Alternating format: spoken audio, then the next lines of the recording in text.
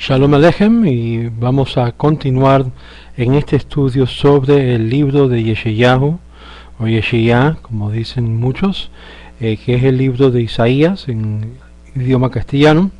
Y estamos comenzando ahora en el primer capítulo, que vamos a ver la visión de Yeshayahu el profeta, ya comprendiendo que él es un descendiente de David, comprendiendo que es un Naví de una categoría muy alta. Y comenzamos con el capítulo 1, con el versículo 1 del libro de Isaías. Visión de Isaías o Yeshayahu, hijo de Amoz, el que vio con respeto a Judá, a Jerusalén en los días de Uzías o Uziyahu, Jotam, Acaz o Ahaz, y Ezequías o Ezequiahu, reyes de Yehudá.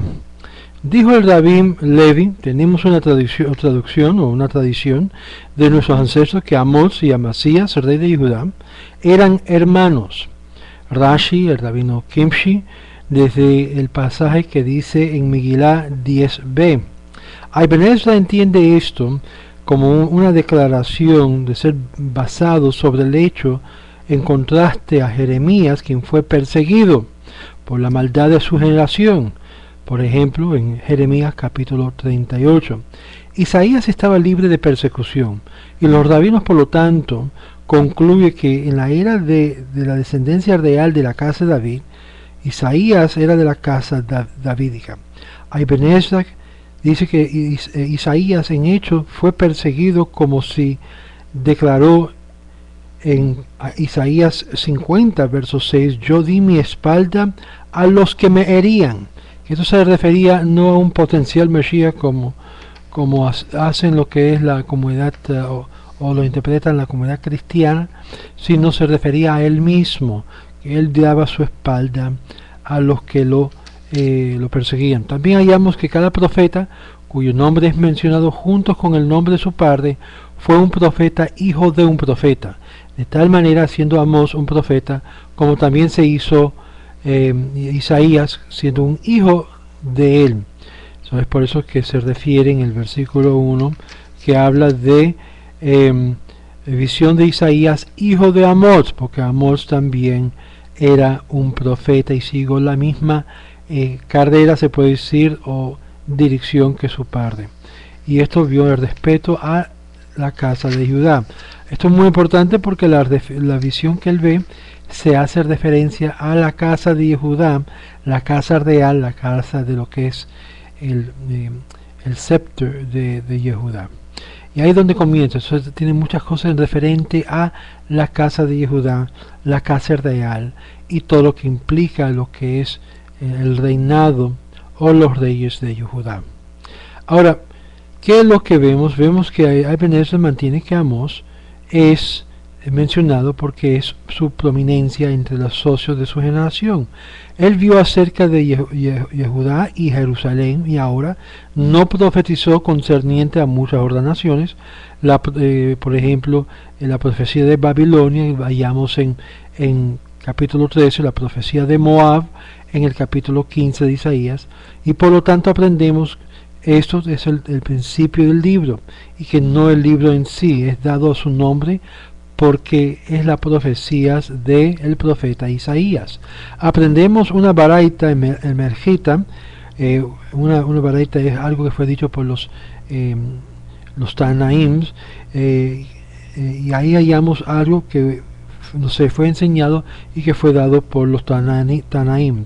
En Éxodo capítulo 15, versos 9 y 10, hallamos: en el año de la muerte del rey Uzías, Isaías 6.1, es el principio del libro, y no hay un orden más temprano más tardía. Ejemplo, el orden de los capítulos no es una indicación del orden cronológico. Otros leen que no hay temprano o tardía en el libro, y esto de acuerdo a Pashanda. En la intención en el mismo, el contexto prueba este punto, porque el día de que el terremoto ocurrió, que fue en los días de Zacarías, de lo que es de la casa de Yehudá, lo vio también Zacarías en el capítulo 14, verso 5. era el día de Usías y llegó a tener una metzará, una metzará era una lepra, un dolor, una aflicción. Y esto lo puedes leer en Segunda de Crónicas, capítulo 26, verso 19. Y fue dicho: ¿a quién enviaré? Y irá por nosotros. Y él dijo, Isaías hablando: heme aquí, envíame a mí. Isaías 6, verso 8. Aprendemos que esto fue el principio de su misión, y esta profecía fue dicha más tarde.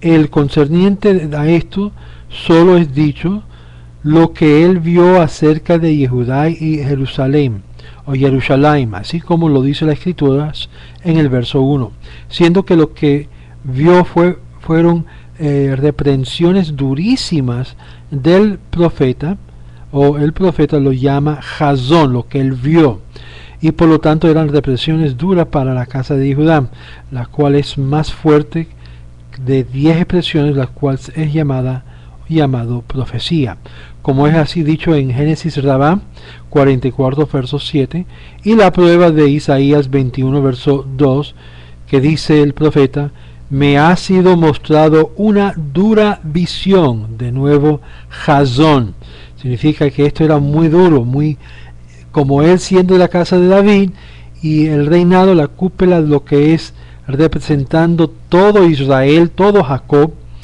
Él vio esto como algo muy difícil de capturar. Y me ha sido duro, literalmente duro es Hazut, fuerte o dura, dice Rashi. El rabino Elías del Vilna mantiene que la visión de Isaías es en sí el título del libro. Aunque él profetizó concerniente a otras naciones, su profecía principal fue concerniente a Yehudá y Jerusalén, siendo que él vivió en ese país en distinción de Amos, quien profetizó concerniente a Israel. Más bien Isaías profetizó principalmente de la ciudad querida de Yehudá, que será cautivada, que Yehudá habría de ser capturado por Asiria y Jerusalén será librada de sus manos. Eso lo hallamos por el comentario de Ibn Ezra, esta percepción o concepto. Ahora, en los días de Usías, Yotam, Ahaz y Ezequías, reyes de Judá, estos cuatro reyes, el entierro de ellos, y Isaías sobrevivió lo que era la muerte de estos reyes.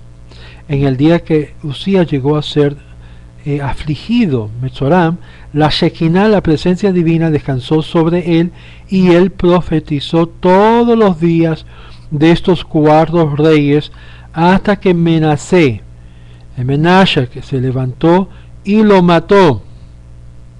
Esto de acuerdo a Rashi en el pasaje del Talmud en Pesajim 87b. También puedes ver ahí en Sanhedrin 103b y Yevamot 49b, y también Segunda de Reyes capítulo 21 verso 23. Y es por esto que podemos comprender que el rey Ezequías lloró muchísimo, porque él vio a través del Ruach Kodesh, por el Espíritu Santo, que su hijo que habría de nacer no iba a ser, se puede decir, un buen rey, un buen aspecto.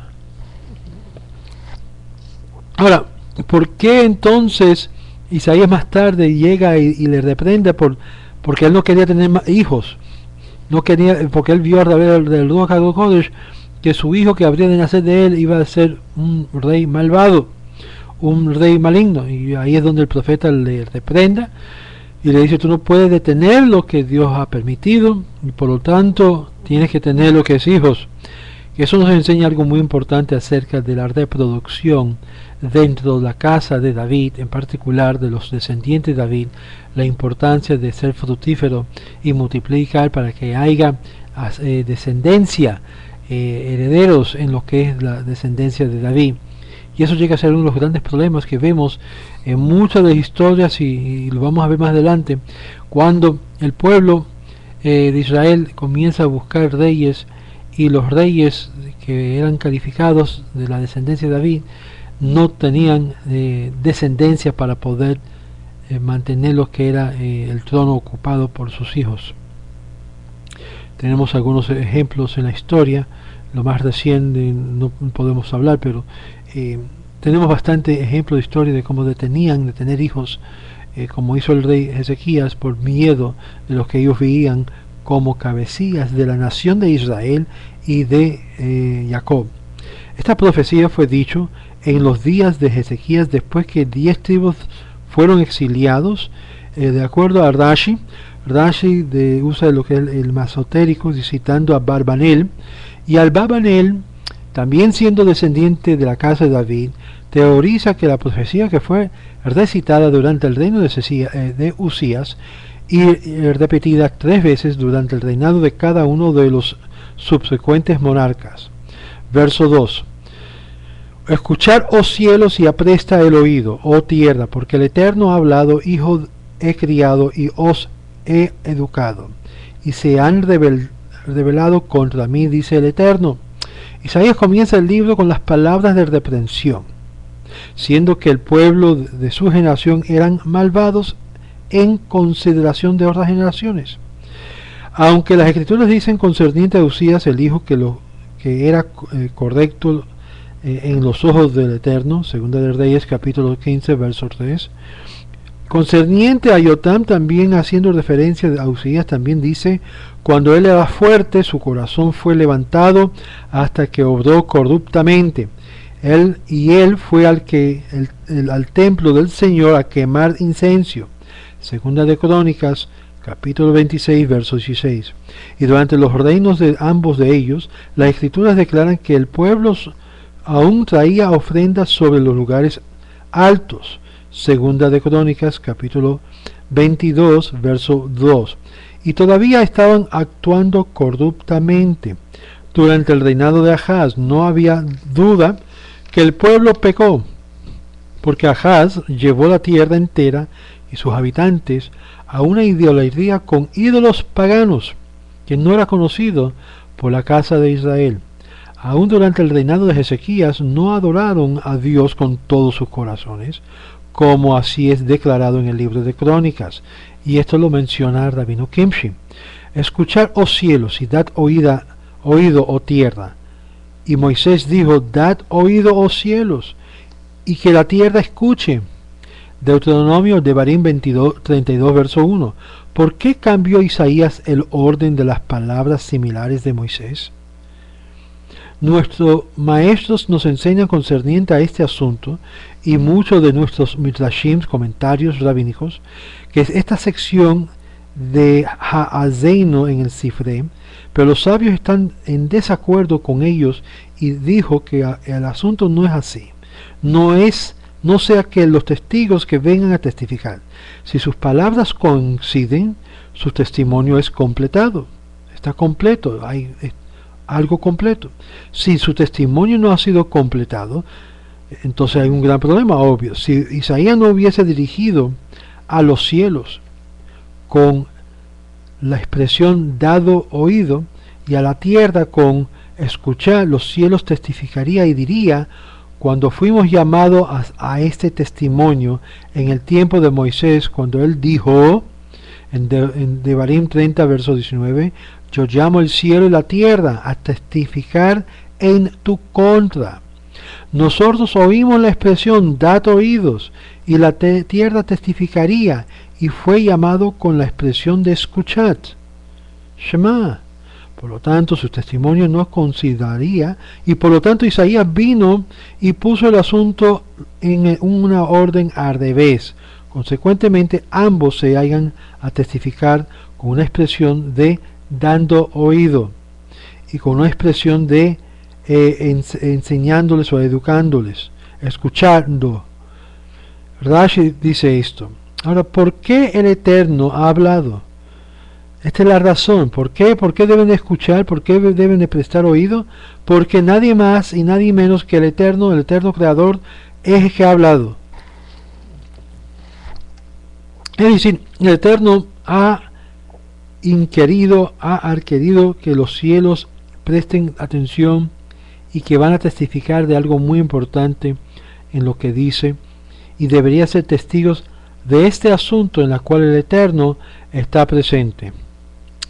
Ahora, cuando el Eterno se lo avisa, lo mismo en el tiempo de Moisés. Por lo tanto, ven y escuchad que yo razoné con ellos, porque ellos estaban transgrediendo mis mandamientos.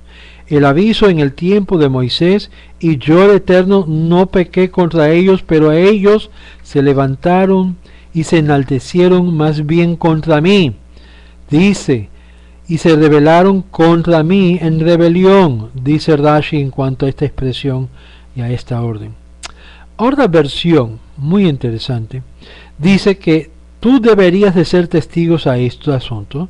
Ahora donde él habló, dad oído, oh cielos, y yo hablaré, dice Isaías 32, verso 1. Esto fue enseñado también a los hijos de Israel, en Melita B12. Hijos he criado y he educado. Ellos son comparados a hijos sin fuerzas, quienes a través de las fuerzas de sus padres son capacitados a distinguir entre ellos mismos y de sus propios compañeros. Educado por el Eterno mismo, criado y nutrido por el Eterno mismo, pero son hijos Banim que ahora han crecido y se han retraído de mis mandamientos, de aquella cosa que me hacían contento. Ibn Ezra dice que ellos violaron mis mandamientos con el fin de provocarme. Esto es un poco más fuerte, provocarme. Ellos a propósito me despreciaron, me ignoraron. El rabino Kimchi dice esto en este versículo. Vamos al verso 3. El buey conoce su dueño, y el asno el pesebre de su amo, pero Israel no conoce su amo, su Señor. Quiero que vean lo que es el contraste, porque en el verso 2 ya dice que Israel había sido instruido. Supuestamente conocen, saben, tienen la información. Son personas que han sido abiertos de esta información. No son ignorantes, no son animales. Y sin embargo en el verso 3 hay un paralelo del verso 2. El buey conoce su dueño y el asno y el pesebre de su amo, pero Israel no conoce su amo. ¿Cómo esto es posible? Su Señor. Isaías menciona el buey y el asno siendo que fueron animales en uso entre el pueblo y los domesticados. Esto lo dice Ibn Ezra, su amo. Esto significa, y sigue lo que dice el rabino Joseph Kara de Rashi, que de acuerdo a algunas ediciones rinde la palabra conejo como metaquino, el que fija y el que se fija a él y él el yuga para arar a la tierra por día y día diariamente, diciendo que se acostumbraron a esta forma de vida. Él lo conoce, se acostumbró, ha crecido con el conocimiento, está familiar, es un hábito. El terco asno, sin embargo, en contraste al buey, no reconoce su amo hasta que lo alimenta.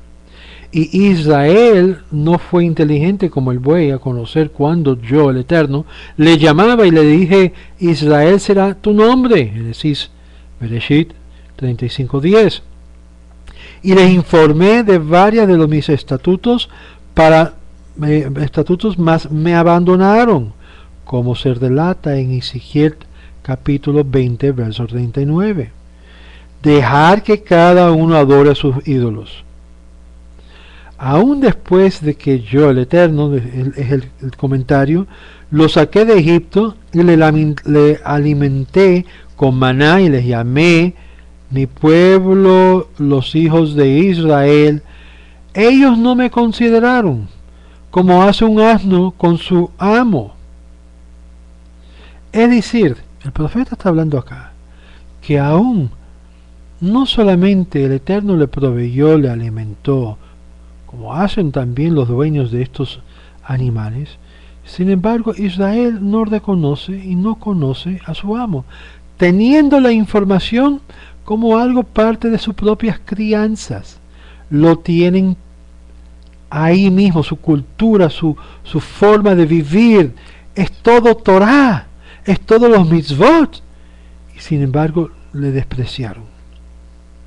Esto es muy importante para hablar a los que se llaman por todo Latinoamérica, que tienen el judaísmo y dicen, bueno, yo soy judío, pero no viven de acuerdo al judaísmo, pero cuando van a la sinagoga, se aseguran que van a una sinagoga ortodoxa, obvio, en un automóvil, se aseguran de comer kasher en la sinagoga, pero afuera se comen sus hamburgues, sus comidas que no es kasher y no está permitido de acuerdo a la ley judía. Interesante. Hay mucha similitud en eso. En cuanto a la moral y la ética, la misma cosa. En la casa, muy fiel, afuera son otra cosa. Un buey conoce su dueño, un buey reconoce su dueño porque el temor del dueño está sobre el buey. Él no se desvió de lo que decreta el amo, diciendo yo haré esto hoy, ni tampoco el asno dijo a su dueño, yo no cargaré más cargas pesadas, ahora estas criaturas fueron creadas para servirte y no están destinados a recibir ningún galardón, o si lo merecen, o sean castigados si pecan. No han cambiado de su manera de ser, la cual decreta sobre ellos algo no positivo. Israel, sin embargo, quien sí merecen recibir galardón, y si pecan son castigados, no saben y no quieren conocerlo o reconocerlo. Y ellos más bien traspasaron con su cacañar, y mi pueblo no toma a corazón mis palabras para considerarlo. Hoy goy hoitei am. Ay, nación pecadora, pueblo cubierto de iniquidades, simiente de malvado, hijos que se dan a corrupción y han abandonado al Eterno, renegado del Santo de Israel y le han vuelto la espalda. Hoy goy hoiteyam, ay nación. ¿Por qué repito esto?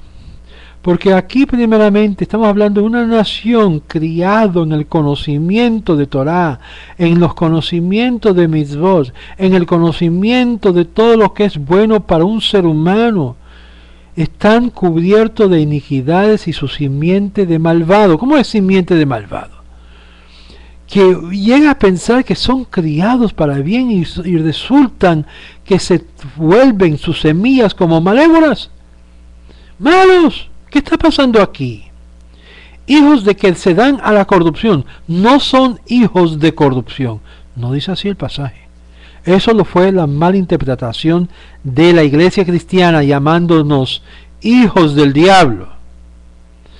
Pero cuando aquí el profeta habla hijos que se dan a corrupción, está diciendo que estos son hijos que no se criaron en un ambiente negativo y malévolo, sino una cultura completa, sana, pura, limpia, lleno de mitzvot y de Torah.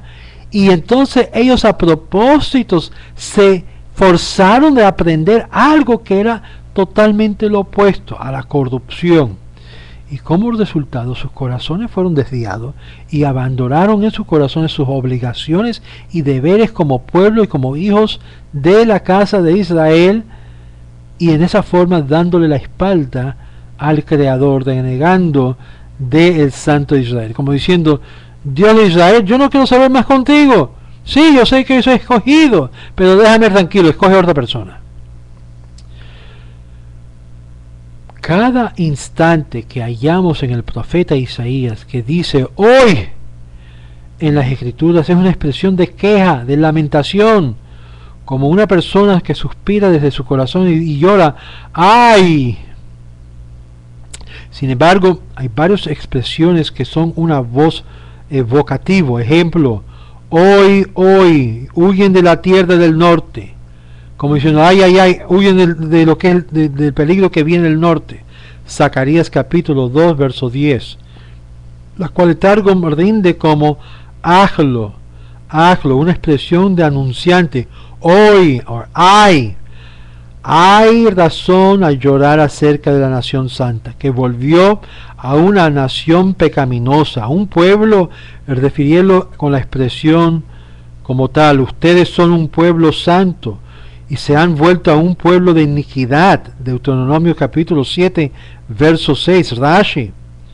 Pueblos cubiertos de iniquidad. Jotayam Keved Avon, pueblo pesado de iniquidad, el peso de iniquidad. La palabra Keved es un substantivo de la palabra peso o pesado de pecados. Avon es iniquidad, dice Rashi. Son simientes malvados. Zera Meraim. ¿Qué significa esto? Meraim, Rasha, Rashaim. Raim, personas dado malhechores cuyas intenciones desde su nacimiento es hacer el mal. Estamos hablando palabras difíciles. Aquellos que están en la cristiandad van a poder entender la expresión que fue tomado para atacar y a matar a judíos, que ese judío del primer siglo dijo: vosotros sois de la semilla de Satanás. ¿Cómo significa eso? Significa que se están mintiendo ustedes mismos, porque sabemos que Satán era o es una entidad relacionada con lo que es lo malo, en la maldad, la mentira. Y esto llega a infundir algo muy importante. Cuando Israel, el pueblo escogido, es bueno y hace lo que la Torá le manda, llega a santificar al Eterno de una forma grandísima, Baruch Hashem. Pero cuando se entrega a lo que es todo lo malo, todo lo negativo, todo lo opuesto de los mitzvot, todo lo opuesto de la Torá, es lo más malo que hay, el polo opuesto. Son simientes de malvados, dice el profeta, semen de los malos o de los malvados, y ellos fueron semillas quien el Señor bendijo. ¡Qué contraste! ¿Qué ha pasado? Isaías 61, verso 9, dice que esta es la semilla bendecido, que nos dice algo muy importante. Que sí, el pueblo escogido tiene algo en lo que es las raíces de su semilla, algo en la sangre, como dicen, que invierte lo bueno o lo terriblemente malo. Yo le puedo contar y dar testimonio de judíos que yo conozco, que aún están en posiciones políticas y fueron los más sangrantes de sus países, tristemente. Y también podemos hablar de judíos que fueron totalmente los opuestos, grandes tzadikim, grandes hombres del Eterno, que fue utilizado para cambiar la historia del judaísmo. Y tenemos ambos. ¿Por qué? Porque son semillas que cuando no son utilizados para el bien, son utilizados para el mal. Y es aquí que similarmente ellos fueron hijos del Santísimo, bendito sea, y ellos llegaron a ser corruptos, dice Rashi. Por lo tanto, de acuerdo a Rashi, el profeta no está dirigiendo al pueblo, pero quejándose acerca de ellos y a sí mismo, como solía decir: es lamentable que Israel haya llegado a una nación pecaminosa, a un pueblo pesado, cargado con iniquidad, una semilla de malhechores, hijos corruptos, o otra expresión lo usa, hijos dados a la corrupción. Ellos abandonaron al Señor, y cuando la expresión Señor es utilizado a través de mis charlas, yo no me estoy refiriendo a un ser humano, y no quiero que jamás piensen que me estoy refiriendo a un ser humano o un supuesto hombre viniendo en una forma humana. Lo opuesto, cuando la expresión Señor se emplea en cualquier traducción del hebreo al castellano, se refiere al Creador y el nombre sacro. Y dice: y ellos abandonaron al Señor, abandonarán adoración y de su devoción, su vocación, dice Ibn Ezra. Ellos han rebelado contra mí, me provocaron, como dice en hebreo dice Nehatsu, ellos me enojaron, me hicieron enojar. Rashi dice esto, Ibn Ezra y Rabino Kimshi. El Targum Jonatán rinde la expresión que ellos despreciaron el temor del Santísimo de Israel, ¿Qué dice la Torá? Nuestras escrituras, nuestros sabios. Que el principio de la sabiduría es el temor al Señor. El principio de la corrupción es la entrega a una vida de violación de los mandamientos. Y aquí vemos que el rabino Kimchi en su Shorashim señala que las dos definiciones están muy relacionadas uno al otro. Ellos han vuelto la espalda, Nirzera Ahar, Nirzera, la raíz, a donde quiere aparece como una expresión de separación. Similarmente, la Escritura declara, y ellos separaron de las cosas santas de los hijos de Israel. Ten en mente, cuando el judío es llamado de cumplir con sus obligaciones, él se separa de lo que es la vida mundana y secular y comienza a vivir de acuerdo al mandato de la Torá que Dios ha mandado y la cual lo separa a practicarlo de lo mundial y lo ordinario y hace de él algo escogido y precioso para el Eterno. Es ahí, en este momento, que similarmente la Escritura dice que ellos se separaron de las cosas santas de los hijos de Israel. Levítico 22:22. Vejenatzaru, se separaron. Los separados, Nazir de sus hermanos. Y aquí también se separaron de la cercanía del Omnipotente. Génesis 49, verso 26. Cuando una persona se separa de la comunidad observante de la Torá y comienza a vivir aparte de ellos, se separa de ellos, se convierten y están expuestos a lo que es lo secular y lo mundano y tiene y corre peligro de que pueden ser corruptidos. Por eso no es bueno separarse de la comunidad de los observantes de la Torá. Ellos se separaron de la santidad de Israel, de la presencia divina, y acercarse de la impureza, y se acercaron a la impureza y la lejanía de todo lo que era santo y puro de Dios. Entraron en lo que era actos de inmoralidades. Y es aquí que el profeta comienza a llamarlo. Se han separado de lo que era Tahor a lo que era Tamei, de lo puro, de lo limpio y lo puro a lo impuro. Créame que no es fácil ser judío. Ser judío no es como ser un sacerdote católico, donde no se casan y viven una vida totalmente aislada. Ser judío significa tomar una responsabilidad que fue entregado a nuestros antepasados y vivirlo, ese contrato, como parte de esa realidad en el día de hoy. Que muchas veces hay cosas que quisiéramos hacerlo. Sin embargo, la restricción de la Torá nos dice a nosotros del pueblo, no hagas tal cosa. Y lo hacemos no porque tenemos miedo de lo que puede suceder si no lo hacemos, sino por amor al Eterno. Lo que hacemos es lo cumplimos con el fin de agradar a aquel que nos ve y nos ha llamado a ser un pueblo aparte y especial. Y tristemente la historia, eso nos ha costado la vida de muchos de nuestros colegas hebreos, nuestras amistades, simplemente por hacerlo. Que aprendamos algo de la historia, que la historia llegue a repetirse. Ellos se separaron de la santidad de Israel, la presencia divina, y se acercaron a la impureza y la lejanía de todos los santos de Dios. Dice el verso 5. ¿En qué parte seréis todavía golpeado viendo que os descargáis más y más? Enferma está Kol Rosh, toda la cabeza está totalmente enferma. Desfallece todo el corazón. ¿Por qué estás golpeado? Una persona quien fue castigado literalmente, golpeado y repite su pecado, su amigo le amonesta diciéndole, ¿por qué tú has sido castigado?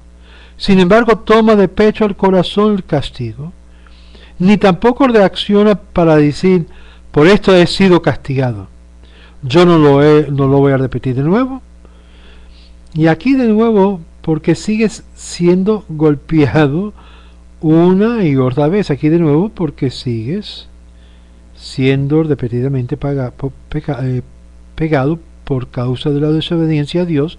Por lo tanto, vuélvete a seguir al Omnipotente. Ya los golpes de la vida no te vendrán. No, es que cada cabeza está afligida con una enfermedad. Cada corazón tiene una indisposición, una indiferencia sobre las cosas de Dios. No me preocupo de guardar Kashrut o Shabbat o todas estas cosas que nos dicen los rabinos, porque mira, toda la hebra, toda la comunidad, todos los judíos que yo conozco no guardan Shabbat. ¿Para qué tengo que yo guardar Shabbat? Por favor, yo soy judío de par y marde. ¡Ja! Déjame comerme mi comida, mi bistec de palomilla o mi chuleta de puerco, déjame en paz. Yo sé que yo soy judío, basta. Y poco a poco los golpes de las vidas le van pegando más fuerte a la comunidad, y más fuerte, y más fuerte, y más fuerte. Y podemos decirnos por qué están sucediendo los golpes. Es obvio. Es muy obvio que tenemos que retornar al Eterno, y este es el mensaje del profeta. Toma todo lo del corazón y lo aplica a lo que es las enfermedades de la cabeza. Toma el corazón y todo lo que está en estas enfermedades sobre la cabeza. Es aquí que hallamos la importancia sobre ti. No es una coincidencia, más bien son retribuciones instantáneas, más bien son instancias de retribución divino. Estas dolencias pueden ser identificadas como aquello que fue profetizado por Moisés en Deuteronomio capítulo 29, del verso 9 al 28. El Señor te infligirá o afligirá con locura y segura y con confusión del corazón. Esto lo dice el rabino Kimshi. Aflicción de la cabeza y del corazón, que las emociones, que la forma de pensar llega a ser afectado. Vas a temer cuando nadie te persigue, vas a tener miedo, vas a estar sujeto a locuras y lo que es estar en un estado de descontrol mental. Desde la planta de los pies, dice el verso 6, hasta la cabeza no hay en él, está hablando de Israel, nada sano, sino heridas y hinchazones, y pudridas llagas que no fueron cerradas, ni vendadas, ni suavizadas con aceite. Lo que estamos hablando aquí es una herida de la enfermedad. ¿Dónde comenzó esta enfermedad? Sabemos que en las ciencias médicas nosotros podemos saber dónde comienza cómo curar una enfermedad en tratando de averiguar dónde comenzó, cuál fue los puntos donde comenzó la aflicción de la enfermedad. Y por lo tanto comienzan a hacer preguntas. Y es ahí donde hallamos que el profeta también hace lo mismo. El comienzo de las heridas y de las dolencias del pueblo de Israel y lo que está pasando viene cuando el pueblo de Israel se aparta de su Dios, se aparta de sus mandamientos, se aparta de lo que Dios ha mandado y comienza a desviarse de ella. Y es ahí que tenemos la solución, y el profeta le da la solución. Regresa al Dios, el Dios de Israel, y será sanado. Interesante, la palabra aquí, sano, es metom, completo, una expresión de perfección. Sano sin dolor, dice Rashi. En bo metom, nada en sano o completo. No hay lo que se llama una vida completamente sana. Heridas, petzá, una herida de una espada, una fractura, es la forma como traduce Ibn Ezra esta palabra. Hinchazones, haburá, una expresión de contunciones y machacar, dejar morada la área. Parshanda y Rashi dice así, totalmente pegado, abusado, se puede decir, de los golpes. Pero son golpes autopresentados. Rashi sobre Génesis en Bereshit, cuarto, verso 23, y Éxodos capítulo 21, verso 25, explica esto de la palabra Haburá como una contusión en la cual la sangre viene a juntarse y no quebra lo que es el pellejo, no brota la sangre, sino se coagula en la área. Ibn Ezra lo rinde como un ampollo. ¿Por qué ocurre esto? Porque somos autoafligidos por las acciones que nosotros hemos hecho. Vamos a continuar en la próxima serie con este versículo 6 y en continuación vamos a ver las podridas llagas. Y de verdad, Israel, como vamos a ver más adelante, es castigado por sus propios rebeliones, sus propios pecados, sus propias aflicciones. Y es ahí donde vemos la importancia de hacer lo que Dios manda y no hacer lo que a nosotros nos da la gana. ¿Usted conoce algún judío que está fuera del camino, que decide vivir la vida como la vida loca o la vida fuera del orden divino? Pues envíale este video, dile, mira, quiero que usted vea algo. ¿Por qué? Porque ese judío que está ahí tiene un efecto negativo a la comunidad colectiva de Israel. Y es lo que vamos a ver, que Isaías también trata sobre este tema. Cuando un judío, un Israel, se comporta mal, hace algún mal en contra del pacto que tiene con Dios, llega a pesar contra los méritos de la casa de Israel. Sí, mi amigo, lo que hace el judío que no es observante afecta al judío que lo es observante. Afecta a lo que es el estatus del mazal de la colectividad hebrea. Por eso nos preocupamos cuando introducimos a alguien a la comunidad hebrea, a la comunidad judía, en el proceso de conversión. No necesitamos más peso en nuestra contra.